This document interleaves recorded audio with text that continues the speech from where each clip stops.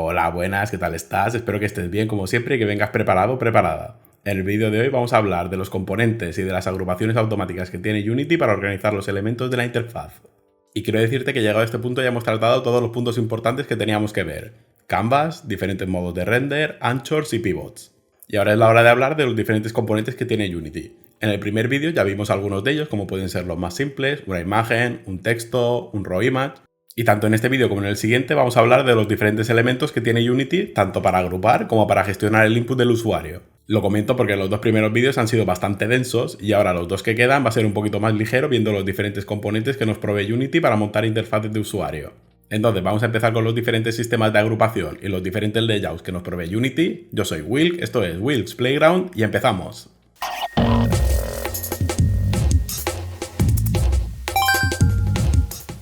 Bueno, pues vamos allá. He intentado organizar esta sección de manera que vayamos desde elementos simples y fáciles de entender hasta layouts compuestos de diferentes GameObjects con diferentes componentes. Entonces, el primer componente que tenemos que ver es el Canvas Group.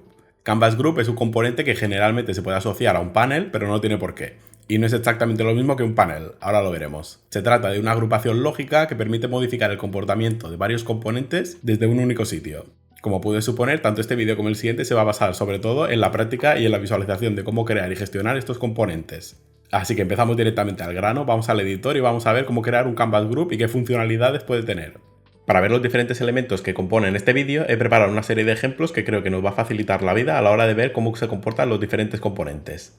Entonces, vamos a imaginarnos que tenemos el siguiente escenario. Disponemos de dos interfaces para dos situaciones diferentes para nuestro juego. La primera interfaz está pensada para ser mostrada dentro del juego, mientras exploramos el mapa, o mientras combatimos, o lo que sea. Y la segunda interfaz está pensada para mostrarse cuando se inicia un diálogo. Entonces sería interesante encontrar una manera de cómo poder intercambiar estas dos interfaces.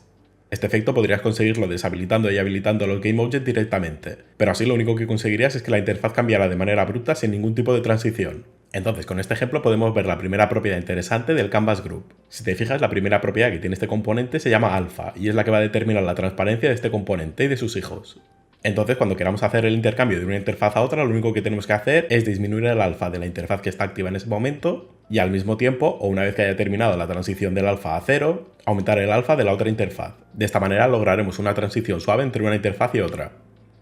En lo referente a las otras propiedades que podemos ver en el componente de Canvas Group, Interactable y Blocks Raycast hace referencia a que si Interactable está marcado, el usuario podrá interactuar con los elementos que estén dentro de este Canvas Group, mientras que si está deshabilitado no podrá interactuar con ellos. Siguiendo con el ejemplo de la transición, esta propiedad te podría ser extremadamente útil para evitar que el usuario interactúe con los elementos de un Canvas Group mientras se está aplicando la transición.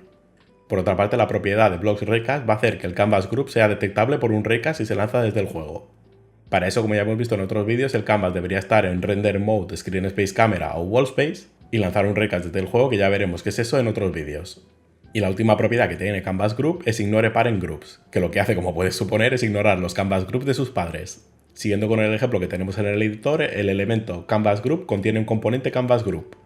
Y como vemos, si ajustamos el alfa de este componente, una interfaz desaparece mientras que la otra no, porque la segunda interfaz tiene el Ignore Parent Groups activado. Y esto ha sido todo lo que tienes que saber sobre el Canvas Group. Como ya he dicho, empezamos con componentes fáciles y iremos a componentes más complejos, pero bueno, que no te engañe la simplicidad del Canvas Group, ya que como has podido ver te va a permitir tratar de manera unificada varios componentes del Canvas sin tener que tratarlos individualmente. Algo que te puede parecer de poca utilidad, pero cuando tengas interfaces compuestas de diferentes paneles y tengas que habilitar o deshabilitar la visibilidad de uno y habilitar o deshabilitar la interacción de otro, te va a ser indispensable trabajar con Canvas Group. Y visto el componente de Canvas Group, pasamos a otro componente un poquito más interesante, que es el Content Size Fitter. Este componente nos va a permitir ajustar el tamaño de un Rect Transform en base a su contenido. Comportamiento que puede ser bastante útil en multitud de situaciones, como pueden ser campos de texto, diálogos, menús con opciones variables o varios ejemplos más que tengo puestos en el editor. Así que vamos a verlos. Entonces vamos allá, seguimos con la explicación del componente Content Size Fitter. Antes de nada, advertiros que este componente es un poquito especial porque solamente va a funcionar en determinados casos y en conjunción con ciertos componentes. Vamos a empezar por el caso más simple, donde haremos que un elemento se ajuste al tamaño del texto que muestra. Como puedes ver, el elemento seleccionado está conformado por varios componentes. El componente de TextMesh Pro, que es el que se encarga de mostrar el texto, y el componente Content Size Fitter, que va a ser el que ajuste el tamaño del Rect Transform al contenido del texto. Además, para que puedas ver más fácilmente el tamaño de este componente, le he añadido un hijo que se expande completamente a su padre, añadiendo un poquito de margen en los laterales para que sobresalga un poco. Y vamos directo a la explicación de los valores, que como veis solamente tenemos dos propiedades, Horizontal Fit y Vertical Fit. ambas de ellas con tres posibles opciones, un constraint, min size y preferred size. Si cualquiera de las dos propiedades está establecida en un constraint, va a hacer que content size fitter no actúe sobre esa propiedad. En el caso de que esté establecida en horizontal no va a actuar sobre el ancho de la imagen, y en el caso de que esté establecida en la propiedad vertical no va a actuar sobre el alto de la imagen. La propiedad de min size es un poquito más complicada de explicar, puesto que va a venir determinada por la propiedad min size que tenga el componente de sus hijos. En este caso, como este componente no tiene ningún hijo que tenga un layout que especifique un min size, al establecer el valor de min size en cualquiera de los dos campos se va a establecer a 0. Como digo, establecer este valor en estas propiedades únicamente es recomendable en el caso de que alguno de sus hijos contenga algún layout. En cualquier otro caso, el valor que te interesa será el de preferred size, que es el que tenemos establecido ahora mismo. Estableciendo este valor a estas propiedades, lo que hace es establecer el tamaño del elemento al tamaño del contenido. Siguiendo con el ejemplo del texto que tenemos en pantalla, como veis, horizontal fit debería estar en un constraint porque no nos interesa que el ancho del elemento se ajuste al contenido del texto, mientras que el campo vertical fit sí que nos interesa y por lo tanto debería estar en preferred size. Y sabiendo esto, vemos que si aumentamos el tamaño de la fuente del texto, aumenta automáticamente el tamaño del elemento. Y reduciéndolo, pues se reduce. Como puedes ver, el tamaño del elemento dependerá del contenido del texto. Y exactamente lo mismo ocurre si modificamos el texto. Si añadimos más texto, vemos que se expande correspondientemente.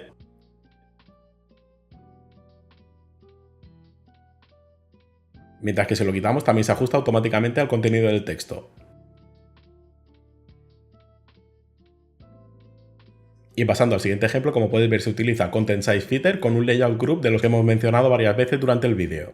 En el caso de este elemento, como puedes comprobar, al disponer de un Vertical Layout Group que determine un min size, podemos establecer este valor en las propiedades de Horizontal Fit y Vertical Fit y como verás el tamaño no cambiará.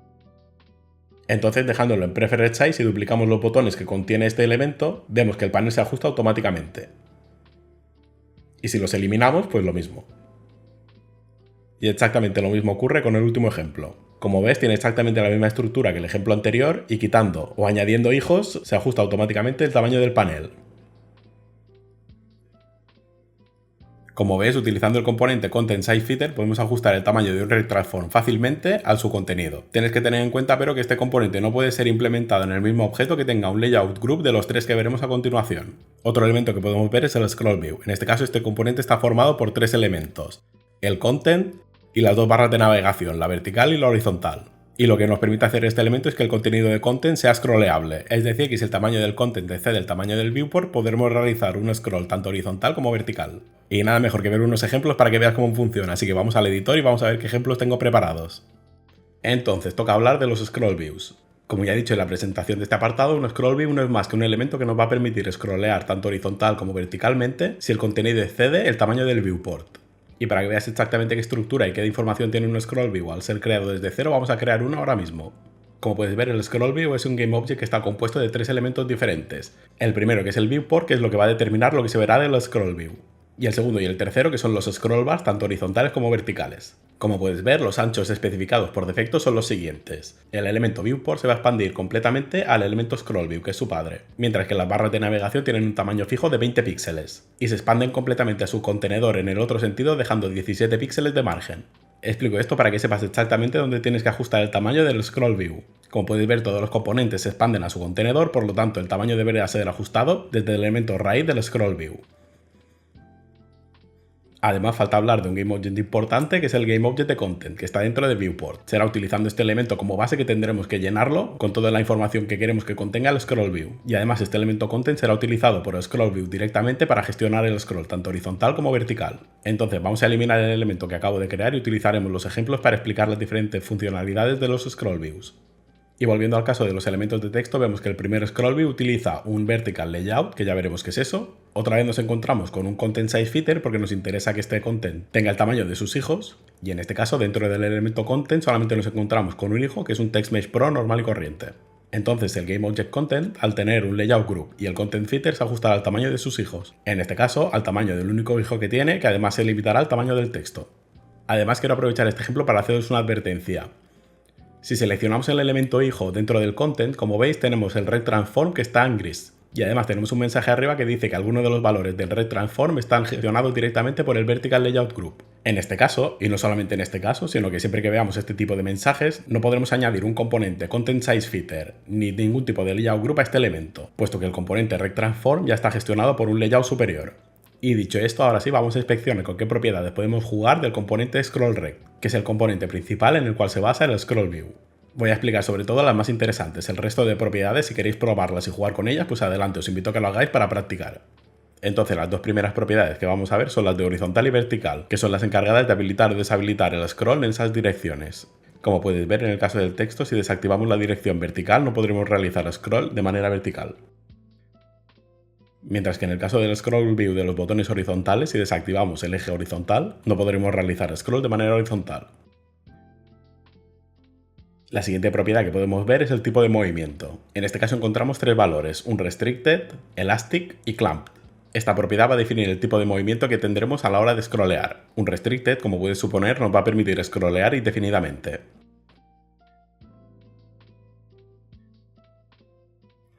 El modo elastic nos va a limitar el scroll, pero nos va a permitir sobrepasar un poco los límites mientras estemos scrolleando.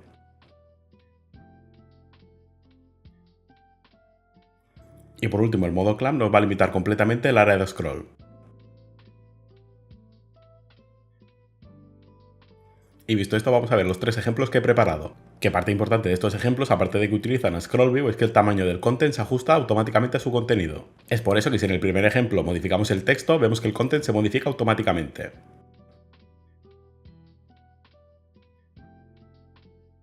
Exactamente lo mismo que ocurre si añadimos o quitamos un botón en los otros dos ejemplos.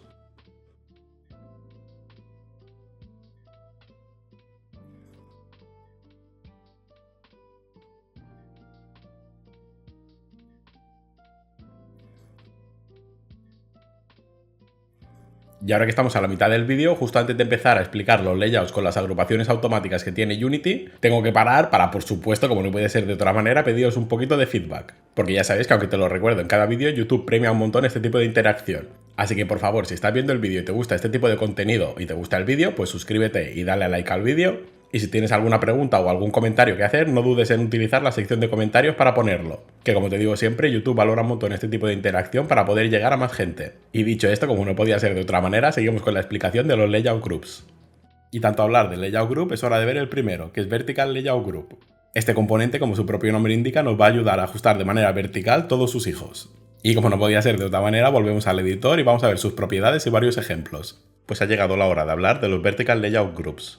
Como podéis ver, en los tres ejemplos tenemos exactamente la misma estructura, pero con diferentes pivotes y representando diferentes situaciones. El primer ejemplo, el de arriba a la izquierda, podría representar perfectamente el listado de turnos de un juego basado en un combate por turnos.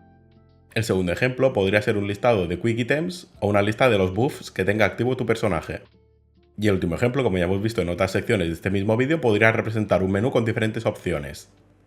Entonces lo primero que me gustaría recalcar es la importancia del pivote en este tipo de situaciones donde tenemos un layout group y un content size fitter, porque como hemos visto hasta ahora, content size fitter hace que el elemento se adapte a su contenido, mientras que el layout group se encarga de organizar automáticamente el contenido. Entonces, antes de ver las propiedades del primer layout group, que es el vertical layout group, vamos a ver la importancia del pivote en este tipo de situaciones. Como veis, en los tres casos tenemos un pivote diferente. Y la parte importante es que al añadir o quitar algún elemento, el contenedor se va a tener que ajustar utilizando este pivote. Empezando por el sistema de turnos, vemos que si añadimos un elemento, se expande hacia abajo. Esto se debe a que el pivote está en la posición 0, 1, que como ya vimos en el vídeo anterior, quiere decir a la izquierda y lo más arriba posible del contenedor. Esto es lo que va a hacer que tanto el layout como el content size fitter utilicen este punto como origen para expandirse y organizar sus hijos. Y exactamente lo mismo ocurre con el resto de ejemplos que tienen pivotes diferentes, como puede ser el listado de ítems que hemos dicho antes, o el menú central. Entonces, dicho esto, vamos a lo que importa de verdad en este apartado, que son las propiedades del Vertical Layout Group. Para mostrar las propiedades vamos a utilizar el ejemplo central del menú, y al seleccionar el componente podemos apreciar las siguientes propiedades. De arriba a abajo tenemos padding, que va a determinar la distancia entre los hijos y el contenedor, y jugando con los valores podemos ver el resultado que tiene. El padding de la izquierda, el padding de la derecha, el padding de arriba y el padding de abajo. Entonces restablecemos los valores y vamos a hablar de la siguiente propiedad, que es spacing, que va a determinar el espacio entre los diferentes elementos. En este caso, si vamos modificando el valor de esta propiedad, puedes ver cómo los elementos del menú se van separando o juntando, al dejar más o menos espacio entre los diferentes elementos que componen el Vertical Layout Group. Entonces volvemos a restablecer este campo al valor que tenía y seguimos con la siguiente propiedad, que es Child Alignment, para ver cómo funciona esta propiedad, pero antes tenemos que ajustar varios valores. Lo primero que tenemos que hacer es desmarcar los campos de Control Child Size y Child Force Expand, que más adelante veremos qué hacer. Y después tenemos que ajustar el Content Size Feeder para que esté un constraint en los dos ejes, tanto en vertical como en horizontal. Ahora aumentamos el tamaño del contenedor tanto a lo ancho como a lo alto. Esta configuración nos va a permitir que haya cierto espacio no utilizado entre el contenedor y los hijos que conforman el layout group, cosa indispensable como puede suponer para probar cómo se alinean los hijos, porque si el panel se ajustara al contenido de sus hijos tanto en ancho como en alto, modificar esta propiedad no aplicaría ningún cambio visual.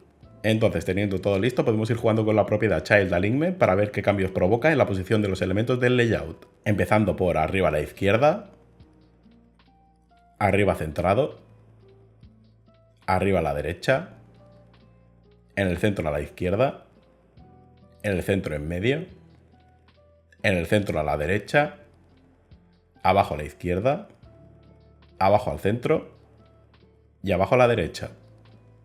Como puedes ver, estas propiedades son bastante autoexplicatorias, pero bueno, está bien que pruebes con los diferentes valores en estas propiedades para que veas exactamente qué cambios aplica en la visualización y en la organización de los elementos. Y de la siguiente propiedad, Reverse Arrangement, tampoco vamos a hablar mucho, puesto que como ves, lo único que hace es invertir el orden. Y ahora sí vienen las tres propiedades que considero más importantes y un poquito más difíciles de explicar de los layouts. Y es más, las vamos a ver las tres de golpe, que son Control Child Size, Use Child Scale y Child Force Expand. La primera propiedad, Control Child Size, va a permitir que el layout controle automáticamente el contenido de sus hijos. Con la segunda propiedad, Use Child Scale, el layout va a tener en cuenta la escala de sus hijos. De esta manera, dejándolos desmarcados, si vamos al elemento central y le ponemos una escala de 2, vemos qué cambio produce. Después volvemos al layout y activamos los dos campos y vemos exactamente cómo se reajusta el contenido. Y restablecemos los valores para dejarlo como estaba.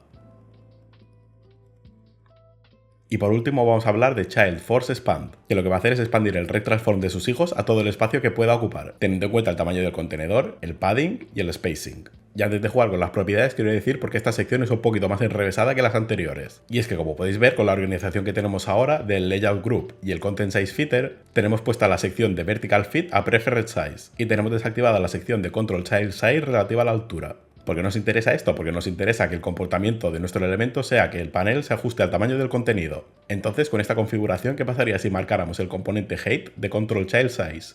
Pues como puedes ver, lo que pasaría es que desaparecerían todos los elementos. Esto ocurre porque al marcar el componente Height de Control Child Size hacemos que el layout pueda controlar la altura de los elementos. Esto, sumado a que tenemos marcado el componente altura de Child Force Expand, hace que el layout pueda controlar los elementos y que además los expanda todo lo que pueda en lo ancho y en lo alto. El problema aquí es que tenemos un Content Size Feeder con la propiedad Vertical Fit a Preferred Size, y por lo tanto esta combinación lo que hace es que el height sea 0, porque el Vertical Layout está controlando la altura de los elementos, los está expandiendo a todo lo que pueda, y además tenemos el componente Content Size Feeder que nos está limitando la altura del panel al tamaño de sus hijos. Una manera de solucionar esto es ir al componente Content Size Feeder y cambiar Vertical Fit a un Constraint. De esta manera, modificando la altura, vemos cómo se muestran los elementos y se expanden correctamente.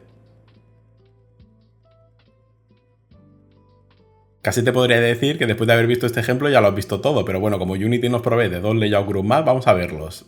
Estoy seguro que después de haber visto el Vertical Layout Group, nunca podrías adivinar que el próximo Layout Group que tenemos que ver es el Horizontal Layout Group. En este caso, el comportamiento del Horizontal Layout Group es exactamente el mismo que el Vertical Layout Group, pero con la alineación de los componentes en el eje horizontal. En este componente no me quiero entretener mucho, puesto que las propiedades son exactamente las mismas que hemos visto antes, pero bueno, vamos a ver un ejemplo en el editor. Y después de 5 minutazos viendo el Vertical Layout Group, pues esto es el Horizontal Layout Group. Como veis, tiene exactamente las mismas propiedades que Vertical Layout Group y su comportamiento es exactamente el mismo. Y la diferencia está únicamente en que, como ya he dicho antes, en vez de organizar los elementos de manera vertical, los organiza de manera horizontal. Aunque ya que estamos, quiero aprovechar estos ejemplos para volver a remarcar la importancia del pivote a la hora de tratar con estos elementos que se ajustan automáticamente a su contenido. En la lista de ítems o de buffs que tenemos en la izquierda, vemos que se expande hacia la derecha. Mientras que en el caso de ítems o de buffs a la derecha, vemos que se expande hacia la izquierda. Y aprovechar para recordarte que siempre puedes hacer diferentes combinaciones entre los diferentes elementos y componentes que hemos visto hasta ahora, como por ejemplo la selección de la resolución que tienes en la parte central, donde se combina el Scroll View con un Horizontal Layout. Y la última agrupación que veremos es el Grid Layout Group, que sé que se diferencia un poquito más de los dos componentes anteriores. En este caso, este componente nos va a permitir organizar su contenido de forma automática formando una cuadrícula. Así que volvemos al editor con el tercer ejemplo. En este caso, como comento, el grid layout tiene una estructura un poquito más peculiar que las dos anteriores, puesto que el tamaño de sus hijos es forzado obligatoriamente al tamaño especificado en la propiedad cell size. En lo referente a las propiedades que ya hemos visto, como puede ser padding, spacing o child alignment, el comportamiento es exactamente el mismo que el que hemos visto en los layouts anteriores. Y las propiedades específicas del grid layout son start corner, que va a determinar el punto inicial de la ordenación de los elementos, y que dispone de los siguientes valores: arriba a la izquierda, arriba a la derecha, abajo a la izquierda y abajo a la derecha. La siguiente propiedad que podemos ver es Start Axis, que va a determinar en qué sentido se van a ordenar, si en columnas o en filas. En esta propiedad el valor de horizontal va a determinar que se ordene formando filas, mientras que el valor de vertical va a realizar la ordenación en forma de columnas. Y la última propiedad que nos queda por ver es la propiedad de Constraint, que va a determinar cómo queremos que se ajuste el tamaño del grid. En este caso encontramos el valor inicial, que es Flexible, que intentará mantener el mismo número de filas que de columnas, como puedes ver si añadimos o quitamos elementos.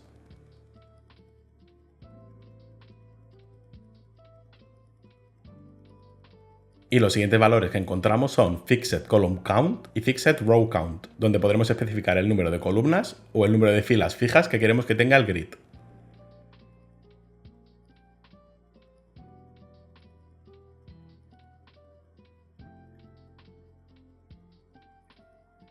Y con el Grid Layout Group hemos visto las tres agrupaciones automáticas que tiene Unity. Y vistos estos componentes, seguramente te hayas planteado cómo puedes hacer que uno de estos elementos se diferencie al resto. Bueno, pues eso lo va a hacer este componente que veremos ahora. Para que un componente que esté anidado dentro de un Layout Group tenga una estructura o un aspecto diferente, tiene que tener el componente Layout Element. Mediante el componente Layout Element puedes hacer que un elemento que esté dentro de un Layout Group tenga un tamaño diferente al resto. Y nada mejor para ver cómo podemos cambiar el aspecto individual de un elemento dentro de un Layout Group que modificar los ejemplos que hemos visto hasta ahora. Y volvemos a ver algunos ejemplos ya conocidos. En este caso, para explicar el componente Layout Element, he reutilizado el ejemplo del sistema de turnos que hemos visto en el Vertical Layout, el sistema de ítems, de inventario o de buffs o lo que queráis del Horizontal Layout, y el mismo ejemplo del Grid Layout que acabamos de ver. Entonces, la idea de estos ejemplos es que el layout ejerza el control total sobre el tamaño de sus hijos. De esta manera nos aseguraremos que únicamente el elemento con el Layout Element será el que se diferencia al resto, puesto que siendo de otra manera y que cada ítem pueda tener el tamaño que quiera, no podríamos saber si la diferencia viene marcada por el componente RecTransform propio del ítem o es cosa del Layout Element ejerciendo su funcionalidad. Entonces, vamos con el primer ejemplo con el sistema de turnos. En este caso puedes ver que el primer elemento es diferente al resto, tanto en anchura como en altura. Esto se debe a que el primer elemento, como puedes suponer, contiene un componente Layout Element, y en este caso vemos que especifica un mínimo tanto de anchura como de altura. En este caso 550 de anchura y 40 de altura. Y esto que te voy a decir puede sonar un poco lioso, pero bueno, está atento porque tiene cierta lógica. En este caso, como estamos en un elemento que tiene un Vertical Layout, el componente MinWidth y MinHeight funciona de forma diferente a que si el elemento estuviera dentro de un Horizontal Layout. En el caso del Vertical Layout, MinWidth va a determinar el mínimo de anchura del elemento, mientras que MinHeight no va a determinar el mínimo de altura del elemento, va a determinar el mínimo de altura adicional que va a tener el elemento. Esto se puede comprobar viendo los valores que tenemos en el ejemplo creado. Si miramos la altura del primer elemento vemos que es 108, mientras que si miramos la altura del resto vemos que es 68, que como puedes calcular es 108 menos 40. Y en lo referente al MinWidth, si aumentamos el tamaño del panel, vemos que al sobrepasar los 550 que tiene especificado como MinWidth, tiene exactamente el mismo tamaño que el resto de elementos. Y exactamente lo mismo, pero con la propiedad MinWidth, ocurre con el Horizontal Layout. En el caso de estar dentro de un Horizontal Layout, el valor de MinWidth va a determinar la anchura extra que va a tener ese elemento, mientras que el valor especificado como MinHeight va a determinar el mínimo de altura del elemento. Visto esto, es hora de pasar al segundo ejemplo. En este caso vemos que el componente Layout Element está en el último elemento. Y como vemos en este caso, en vez de utilizar la propiedad MinWidth o Preferred Width, vamos a utilizar la propiedad Flexible Width. Estas propiedades, tanto Flexible Width como Flexible Height, lo que van a hacer es que el elemento ocupe el tamaño que utilizaría el número de elementos indicados en la propiedad. En el caso que vemos en el ejemplo, todos los elementos tienen un tamaño de 80. Por lo tanto, al especificar un Flexible Width de 3 en el último elemento, vemos que ocupa 240 píxeles, que es exactamente 80 por 3. Y yéndonos por fin al último ejemplo, tenemos el caso del grid, que como ya os he comentado al explicar el grid tiene una estructura un poquito particular. En este caso, como puedes ver, da igual que especifiques el valor que especifiques en el Layout Element. El elemento se va a mantener al tamaño fijo especificado por el grid. La única propiedad del Layout Element que afecta al Grid Layout es la de Ignore Layout, que la estaba guardando para el final, que lo que hace este check es que el elemento ignore completamente el layout que lo contiene. De esta manera, si marcamos este check y restablecemos la posición 00 para el eje X y Y, vemos que utiliza la posición inicial del grid, es decir, arriba a la izquierda, como punto de origen. Y si jugamos con los anchos, por ejemplo haciendo que se expanda todo su contenedor, vemos que ocupa todo el grid. Y con la explicación de este componente doy por finalizada esta sección. Hemos visto varias agrupaciones de elementos, agrupaciones automatizadas con diferentes layouts y además cómo podemos configurar de manera individual un elemento. Ten en cuenta que utilizando los componentes que hemos visto en esta sección más los componentes que vimos en la sección inicial ya deberías ser capaz de generar una interfaz de usuario completamente funcional. Y como ya te he dicho en muchísimas ocasiones, no te quedes únicamente con los componentes individuales, siempre tienes que pensar en las agrupaciones que puedes conseguir, lo cual te va a generar estructuras mucho más modulares, más fácilmente modificables y que se van a adaptar mejor a tu flujo de trabajo y al estilo que busques en tu interfaz de usuario. Y como digo en cada vídeo, si has llegado hasta aquí, muchísimas gracias por ver el vídeo completo, espero que te haya entretenido, espero que te haya gustado y hayas aprendido cosas nuevas y nos vemos en el próximo vídeo. ¡Chao!